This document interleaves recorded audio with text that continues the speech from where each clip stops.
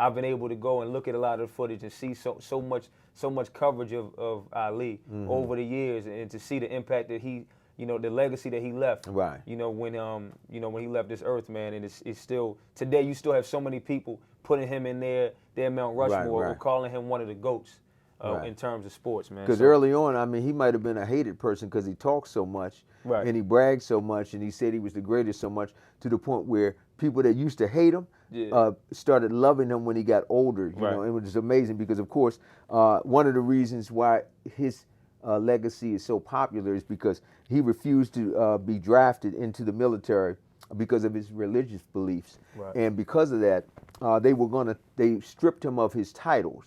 Okay, this was right when this guy was at the prime of his career, getting ready to dominate the game of boxing, and they stripped him of his titles.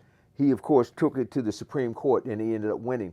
Now, of course, that was a 4-year process. 4-year process, yeah. So he was out of the boxing for 4 years, man. In the prime time of his highest performance that he would have put out there.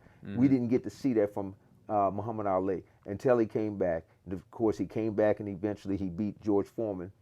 This guy was the biggest threat in boxing when he came back, and he promised to beat him. That was when the rope-a-dope came along, and he laid on the ropes. And you always tell me that his team, they got emotional before that fight because a lot of them thought that, man, Ali might die in that ring.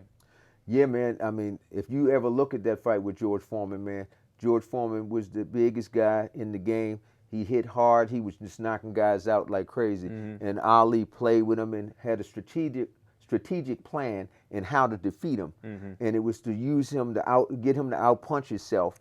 So he would wear down to the point where at a certain point his punches wouldn't even hurt because and that's a beautiful thing to see. And then Ali just pops off the rope, hits him with a 2-piece and lays him out. Now, of course, he also retained his title 3 times when he came back.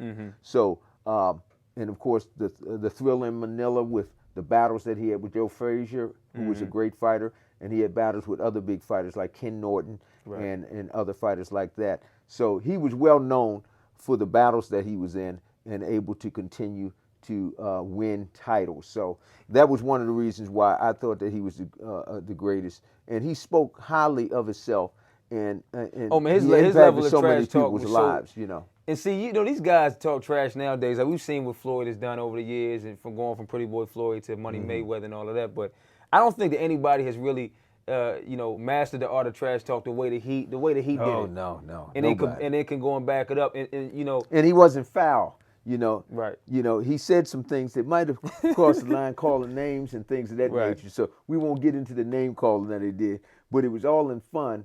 But it was something special, and he knew how to attract an audience, and he knew how to sell tickets because he was one of the biggest money-making boxers that came along at that time. Of course, that's when Don King got involved with him, and of course, we know the history about Don King.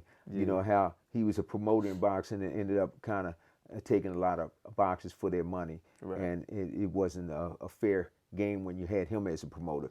But he was a good promoter in the long run.